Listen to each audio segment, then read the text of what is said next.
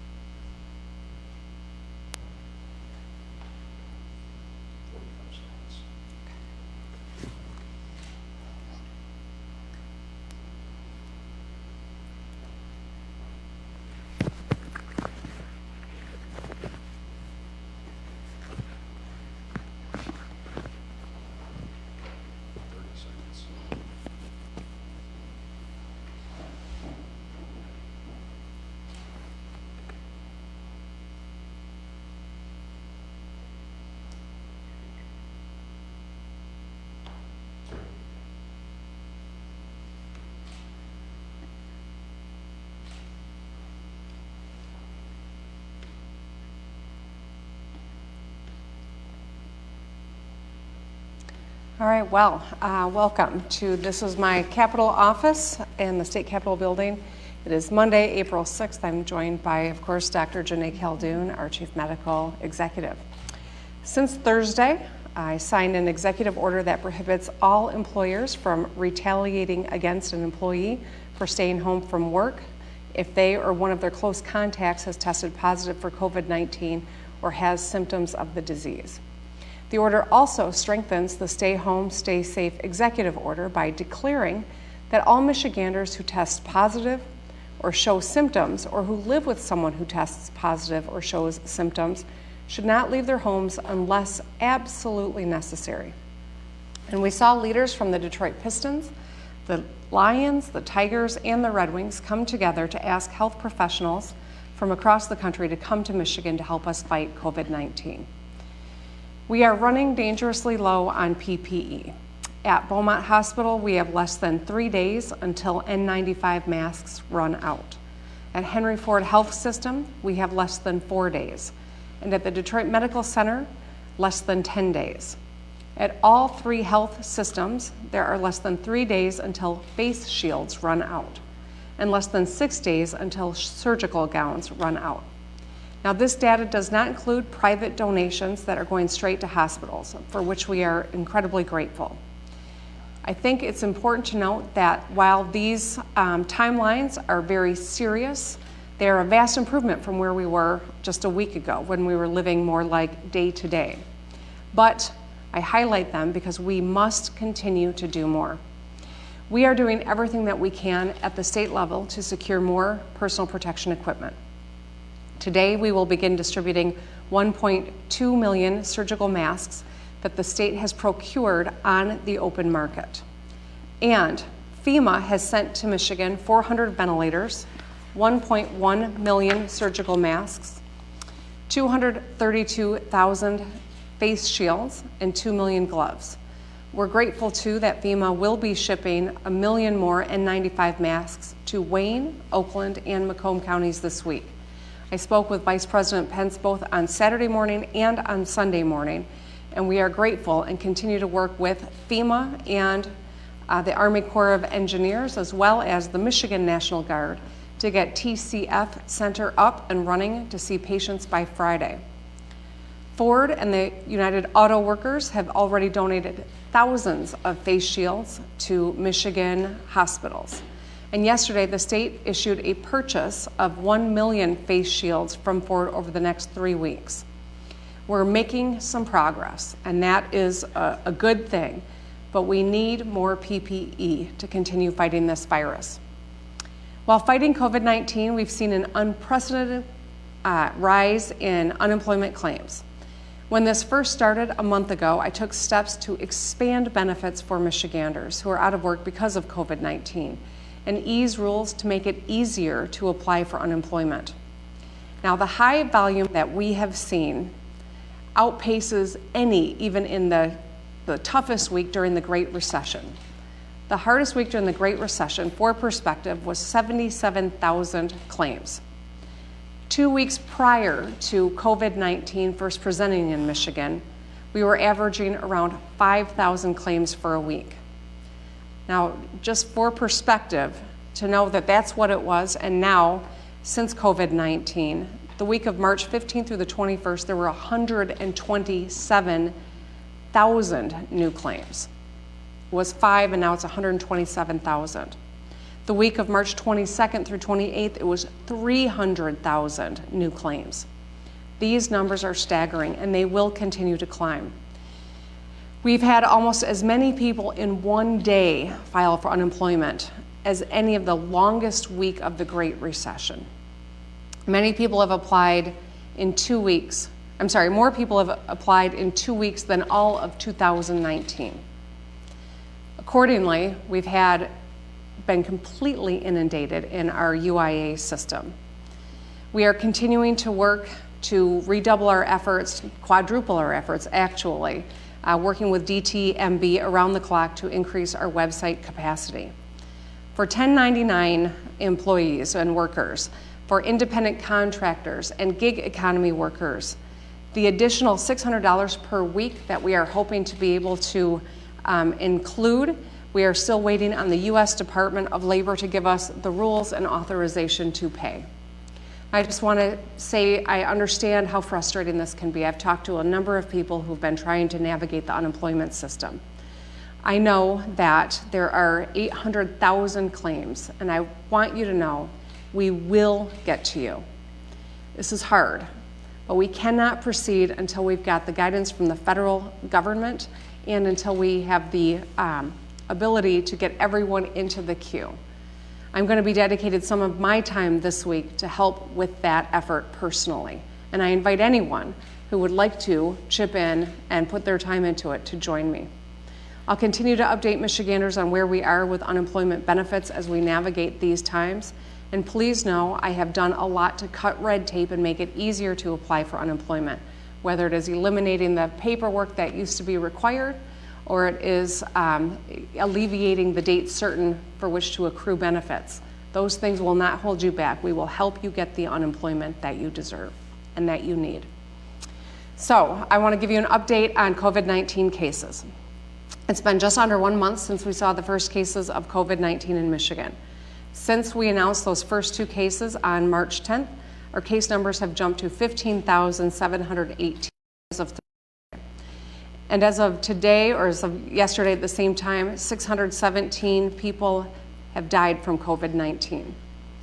As of today, nearly 80% of the positive COVID-19 cases are in Wayne, Oakland, and Macomb counties. The population lives in the same area.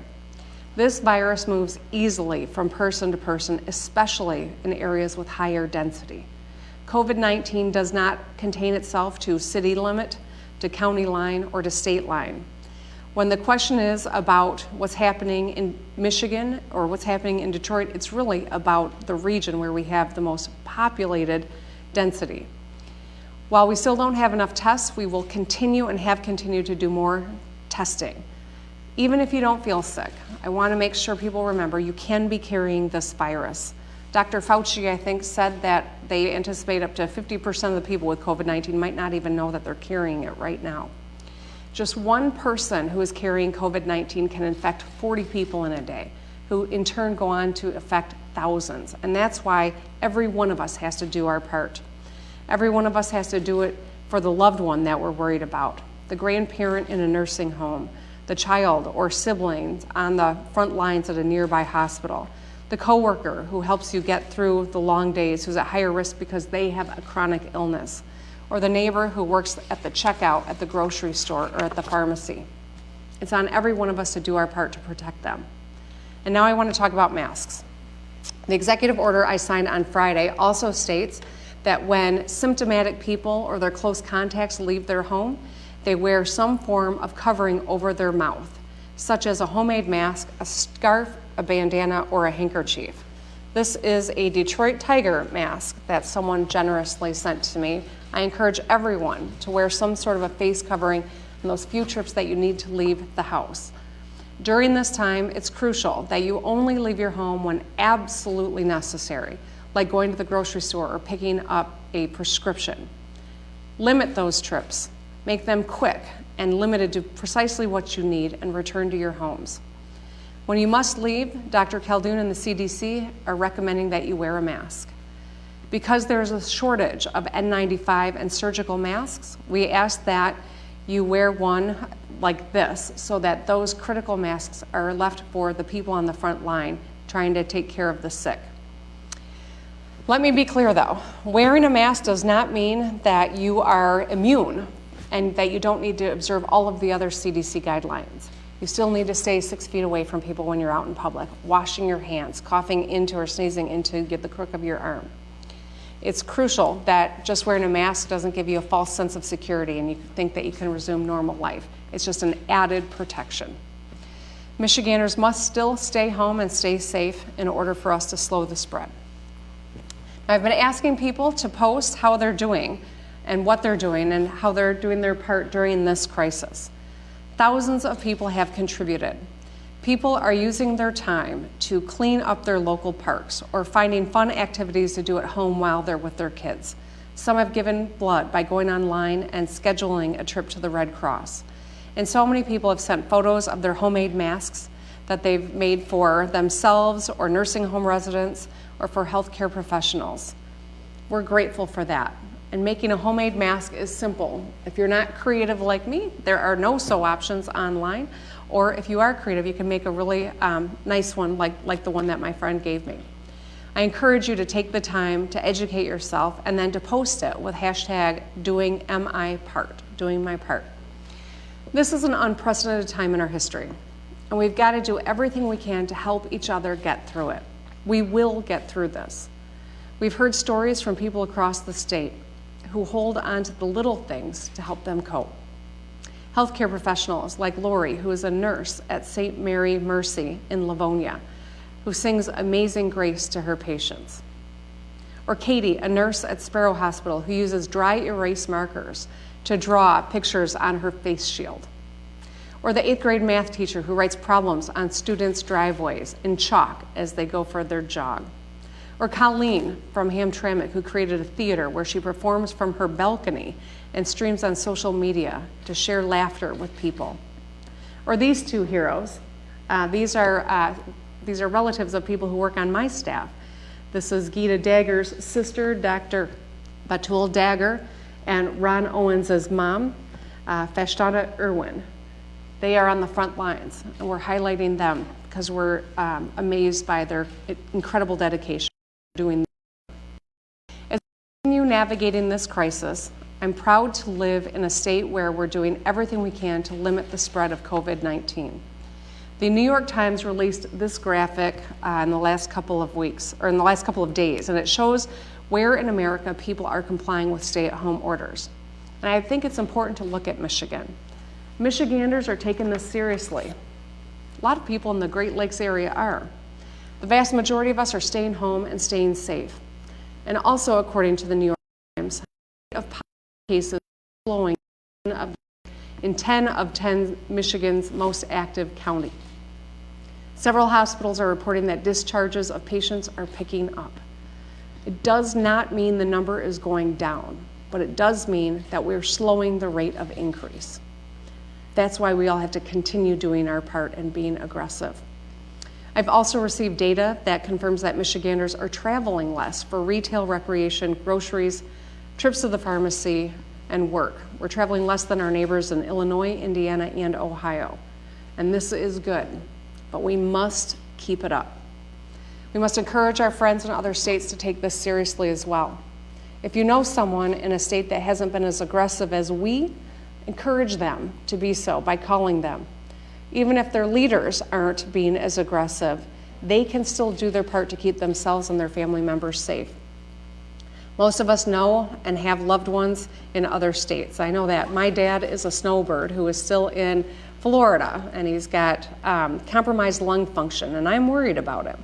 So I keep calling and harassing him, and I hope that you all do that with your loved ones as well. Because this isn't just Michigan's fight. To get through this, we have to be united as a country against this virus. It doesn't discriminate between state lines, and it doesn't discriminate between party lines. Every one of us is susceptible, and we must fight this virus together. We are still looking for volunteers at our website, michigan.gov/fight-COVID-19. If you're a hospital professional or a healthcare professional that can provide your expertise at a nearby sign up. If you're someone who can donate to your local food bank, donate blood, or help manufacture medical supplies, I urge you to reach out. If you're an employer in Michigan who has healthcare people on your team, and you want to encourage them to sign up, and you will help them through this by continuing to pay their salary, like some of our employers have, I urge you to do that as well. And we will get through this together. I thank you for the hard work that you've done. I thank you for the sacrifice that you made. I know that every one of us is making a sacrifice, and it does not come easily, but is incredibly important to the health of our state, the health of our people, and the health of our economy in the long run. With that, I'll turn over to Dr. Janae Caldoun for a few comments as well. Thank you, Governor. The next several weeks are going to be very challenging as we fight COVID-19 here in Michigan. We continue to see more than 1,000 cases daily in the state, 1,000 new cases. As of yesterday, as the governor mentioned, Michigan had 15,718 cases and 617 deaths. Based on our preliminary data, we see that it appears to be impacting minority populations greater, with 33% of cases and 40% of deaths being in African Americans. We do not fully understand the scope of how COVID-19 is impacting every community, and we will continue to track and analyze this data. That will be incredibly important. But what we do know is that every Michigander, regardless of their race, regardless of where they live, must have the resources and tools available to be able to fight this disease. We're working very closely with community leaders to make sure we are doing everything we can to support those efforts. We're also expanding testing across the state. Testing capacity has grown significantly even in the past 10 days.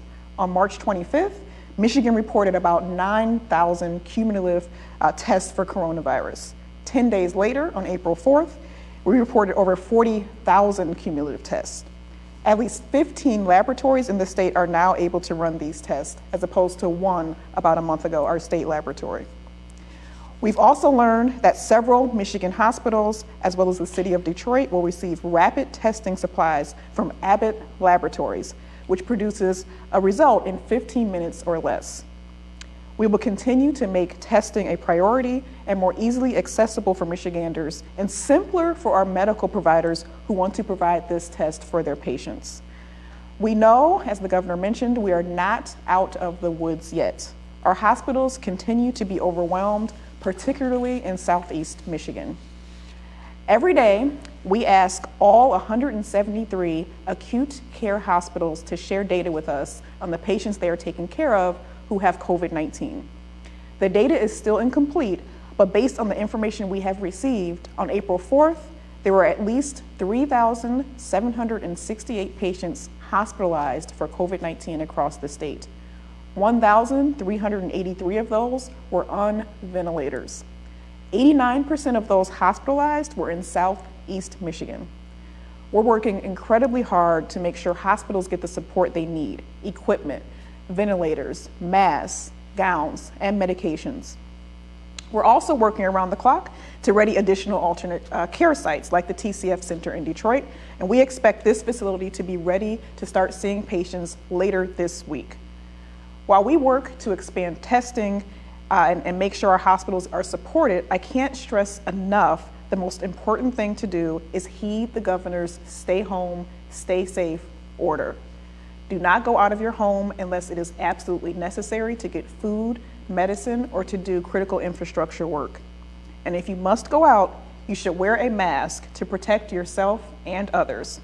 We're asking people to join the My Mask Challenge. Make a mask from a cloth or bandana and wear one every time you go out. Just remember that we have to leave the surgical mask and the N95 mask for our frontline healthcare workers. COVID-19 is incredibly serious. It's infecting and it's killing people across the state of all ages. No one is immune and there is no treatment. I implore all of us to remain vigilant and to stay home as much as possible to do your part to fight this disease. And I'll turn it back over to you, Governor. All right, thanks, Dr. Khaldun. With that, happy to open it up.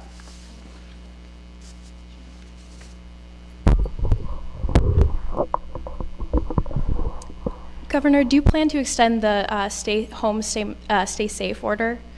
So we are looking at an additional order with regard to staying home and staying safe. We know that people are taking it seriously, and I think that that's a good thing. I think that to see the real benefits of the work that we've done, it takes a few weeks to know what that really means. But we do know that the most effective tool that we have right now, as our hospitals are overwhelmed and we don't have enough PPE, is to slow the spread of the virus. And that's precisely why we did the stay home order as early as we did. We were aggressive. We we were on the front edge of setting that policy. We are not close to the apex yet. We haven't hit that yet. And until we do, I think it's absolutely essential that we're continuing to be aggressive. So I would anticipate an additional order probably in the next week, and that you'll have more information on that, so stay tuned. What do you plan to do if your request to extend the state of emergency is shot down tomorrow, or if it's only approved for a short time? Well, the action tomorrow by the legislature is really only to extend it by 1 day. So I think that's what is creating so much consternation amongst legislators. When I issued the emergency order and also the disaster declaration, that actually started a 28-day clock. If they take action that's less than what they're talking about in the press, it's really only a 1-day extension, and it doesn't make a whole lot of sense to come in just to extend for 1 day. Now, if they're coming in, I hope that they will seriously look at going 70 days, because I would hate for them to have to come back at the height of the crisis that we're confronting. These are legislators that come from all parts of our state. So to congregate and then go back to all parts of our state is contrary to all of the best medical advice that we're getting from epidemiologists. I recognize and value the work of the legislature, but I am concerned about their health. And I do know that another legislator today was found to be positive for COVID-19, and it's precisely why, in the wake of Representative Robinson's passing, that I'm very concerned about any efforts to come back more than actually necessary. And just Governor, over the weekend, there was a reboot, an update on the system for unemployment. Do you have any sense if that is going to have a positive influence on getting some more of those unemployment benefits filed more quickly? Yeah, I mean, that's the goal, Rick. You know, I highlighted in my comments the incredible surge on the unemployment system, even in the height of the Great Recession. It dwarfed anything that we're seeing right now. And that's precisely why I thought it was really important to go from 20 weeks to 26 weeks unilaterally, giving people another month of unemployment because of the executive order that I issued. I'm grateful for the work that's happening on the federal level. Gary Peters has been a big part of that. But what we need to do is make sure everyone gets an opportunity to file. There's no penalty for not filing by a date certain. I changed that. I cut the red tape so that it's going to be easier for folks to actually get the unemployment. But navigating the system is a challenge, and I share and feel the frustration that people are having. They're anxious, and that's understandable. I just know that we are rebuilding the system. We are doubling and then quadrupling the number of people that are helping at the agency so that we're able to get everyone signed up. Governor, thank you. Aside from your role as head of government, I'm wondering if you could speak personally about how this has affected you and how you can relate to the millions of Michiganders who are looking to you not only for leadership, but to try and understand, where the light is at the end of the tunnel and how to cope with this. Yeah, so I appreciate the question. Like everyone, this is a challenging time. And, I see it in my kids' eyes and in my husband's eyes as they're all trying to figure out what is the right thing to do. How do we navigate this? When will life ever get back to normal? Are we going to be okay? And we don't have the added pressures that I know a lot of Michiganders do about how are they going to, keep a roof over their heads. And so I am reminded every day how great the sacrifices that so many people are making right now. I am always searching for sources of inspiration, and I see it in the people that we've highlighted today and the people on the front line who are putting their own lives at risk to take care of others. And I think that, the thing I know about Michigan and the thing I know about the United States of America is that we are tough. We will get through this, and ultimately, everyone doing their part is what's going to be necessary for our ability to navigate that at the quickest possible time. So that's, it's hard. And being at home and not being able to get out and to be with friends and family is hard. From the Queen of England, who mentioned it yesterday, to real people just trying to get by day to day. We're all confronting this, and we're going to get through it together. Governor, can you respond to Beaumont's complaints about lack of accurate and available data to manage hospital load balancing? Sure. We know that Beaumont Health System has been inundated. They were the first to get to capacity, and they and every hospital is required to be submitting data to the Department of Health and Human Services. Beaumont actually has done a really good job in complying with that. We're working closely with others to ensure that we've got accurate data and that the reporting is up to date. We've always, we've got a ways to go, but I will acknowledge that FEMA has praised the state for getting them better data than some other states so that they can make decisions. And so we're doing some things well. We've got incredible challenges. None of us has ever been in a situation like this. But I recognize that there's incredible work that's being done, and we'll continue to lead on that front. That said, on Sunday, 58% of hospitals were reporting PPE, and that doesn't really provide an accurate picture of, what we have statewide. What's the plan for hospitals that don't comply? I'm going to ask Dr. J to step in as the Chief Medical Executive. So you're absolutely right. We want to be as comprehensive and transparent as we possibly can, and accurate, quite frankly, when it comes to our reporting. We've come a long way. As you mentioned, PPE is on our website. We've got beds available, tracking that. We are one of the only states actually in the country who's reporting data by race and ethnicity. We've got cumulative tests on the website as well. We have to do more, and we're working closely with the Michigan Hospital Association to make sure our hospital CEOs know and have the ability to report appropriately. We're going to be looking over the next several days as far as what additional data we can get out there. It is incredibly important to be transparent and complete.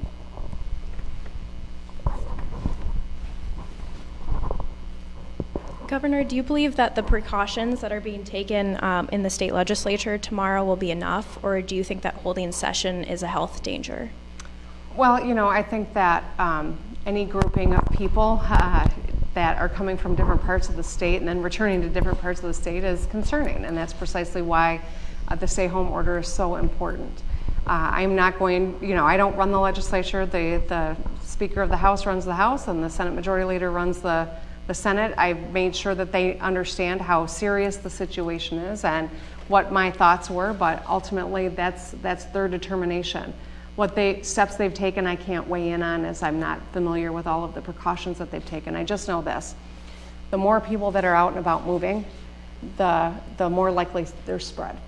And because of that, and because of what our epidemiologists and all of our healthcare experts are telling us, we know that coming in for a one-day extension probably isn't the wisest thing to do, and coming back in a few weeks will probably be when we're close to the apex and the height of this crisis, and it would be contrary to all medical advice. So if they are coming in tomorrow, I would hope that they extend the state of emergency for longer so they don't have to come back in the height of when the crisis is really hitting Michigan.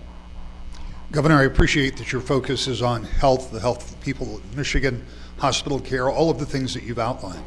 But at the same time that this is happening, the state is seeing a big hit on revenue, even as legislators are meeting by Zoom trying to put together a budget based on your recommendations.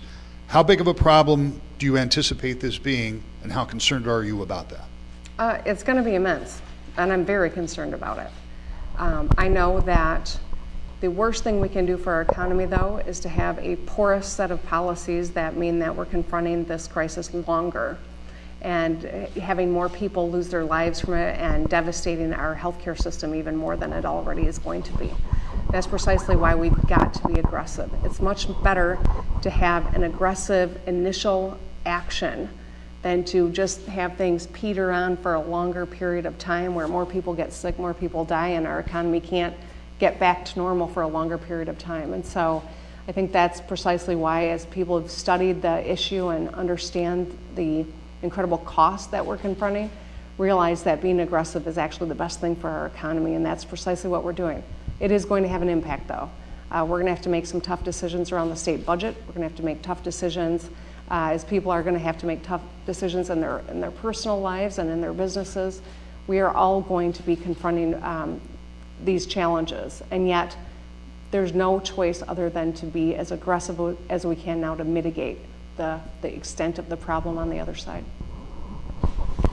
Governor, you showed that New York Times map and how well Michiganders were doing relative to many other places in the country, and yet the caseload continues to grow. And as you said, it's not a matter of the numbers diminishing, it's just growing a little less slowly.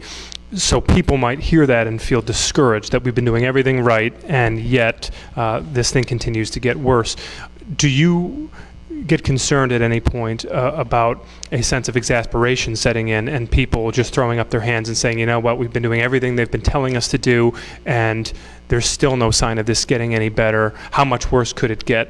Is it time to just go back to normal? Well, of course. I think anyone who gets asked that question, I would think across the country would have to say, yes, of course, we're concerned about that. But the fact of the matter is, COVID-19's been spreading in our state for a lot longer than we ever detected it. We've never had enough tests. We still don't have enough to do robust testing to be able to articulate precisely who has it and who doesn't have it. 2 people in a household who are both in their 30s and very healthy can have COVID-19. One can experience a slight fever and feeling a little bit like the flu. For the other, it can be fatal. And I think that's precisely the message I hope that people are paying attention and understanding here. We don't know how our bodies are going to react to COVID-19. We know that if you're elderly, you could possibly have a tougher time with COVID-19. We know that if you have a pre-existing condition like asthma, like one of my children does, or COPD, like another family member does, that it's going to be harder for you to deal with COVID-19. But there are people out there who are healthy and are carrying COVID-19 and don't even know it. There are others who might get COVID-19 and it will be fatal for them. And that's precisely why we've got to continue to take this incredibly seriously. With this comes a lot of sacrifice. We know that. And it's not easy, some of the actions that we've had to take. They all weigh heavily, every decision that I've made. But I can tell you, when you listen to the health experts and the epidemiologists, there's no question that saving lives, mitigating the pressure on our healthcare system that is already stressed, and watching, after some time goes by to see really what a difference it's made, takes dedication, it takes grit, it takes fortitude, and ultimately I think we're going to find that a lot of these actions really contributed to a better outcome. It's going to be hard to be grateful for the outcome no matter what it is, because it's already been tough. But the fact of the matter is, each of these actions has been really important to support the nurses and the doctors and everyone on the front line, as well as the health of the people of our state and the long-term economic outlook of our state. Dr. Khaldun, you mentioned that the field hospital at the TCF Center will open for patients later this week. Do we have enough doctors and physicians and respiratory therapists and nurses to be able to staff that? And if not, where are we going to get those medical workers? Right, so we believe at the end of this week we'll be able to start seeing patients at the TCF Center. It doesn't mean we'll immediately see 1,000 patients, but we will have enough staff to start seeing patients as they're transferred from other hospitals. We still need medical volunteers. There's no question about that for the TCF Center and other centers that we will need to stand up. So we're still asking medical volunteers to go to our website, www.michigan.gov/fightcovid19 to sign up. And is FEMA available to provide any kind of staffing assistance for that center or any field hospital? FEMA has been very supportive of us when it comes to staffing and supplies and building out the facility. But we still will need, there's no question we need volunteers. We're working with national staffing agencies to bring in nurses and doctors, and we're still going to be needing that over the next several weeks. Is Michigan participating in Governor Newsom's state consortium so states don't have to bid against each other? So we've actually had a consortium that we've been working with Wisconsin, Minnesota, and Illinois for a while on, actually. So I was glad to see that other states are pursuing working together and increasing their buying capacity, but we've been doing that here in the Midwest for a while, and it's been beneficial, and we've also been sharing our best practices and referring additional vendors. So we've been working together as geography for a bit. Governor, perhaps for you, Doctor, one of the questions that's frequently asked to us is, what about people who have recovered? People who have been diagnosed, hospitalized, not hospitalized. Do we have any database on that? Do we know how many people have beaten the virus, and is there any value in keeping that kind of information? Absolutely. So we will actually later this week be able to start posting data on the number of people who have recovered in the state. I will say, as the governor mentioned, it's been less than a month since we identified the first cases, and so it takes time for someone to have recovered. So we have to go back 30 days, see who's doing well, not in the hospital, hopefully have not passed away, but we believe we'll be able to start posting that data very soon. And it is very important. I mean, to your question, we want to know who possibly has antibodies, right? Who can be safely out in the public or back to work. I think it's also going to be important that we continue to work on an antibody test that is available in a robust way. There are a lot of people that may have had COVID-19 and didn't have dramatic impacts enough that they needed a test to confirm that they'd had it. But we want to confirm if they did and to know that they've got antibodies. You can't take the COVID-19 test to determine if you have COVID-19 later to determine if you had it. And that's why the antibody test is really important. And so we are working on that front as well. We want to build that kind of a database so we know who among us has got those antibodies.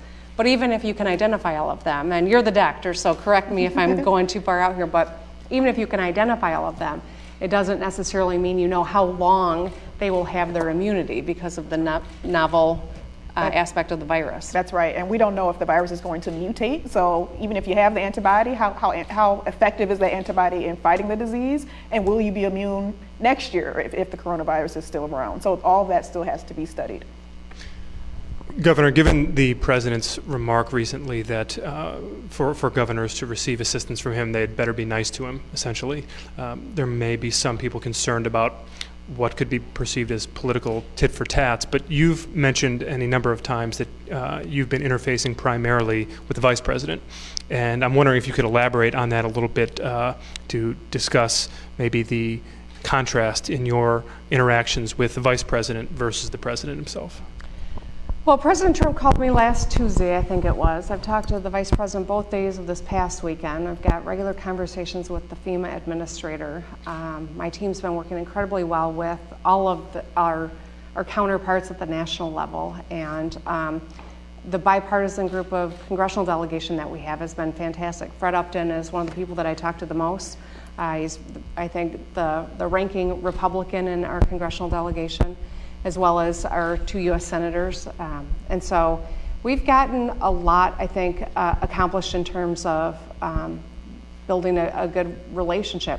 You know, the stuff that happens on Twitter is, I haven't spent a lot of energy on that because frankly, we all have to be focused on fighting COVID-19. We're not one another's enemy. The enemy is a virus that does not distinguish between party line or state line or any other divide for that matter.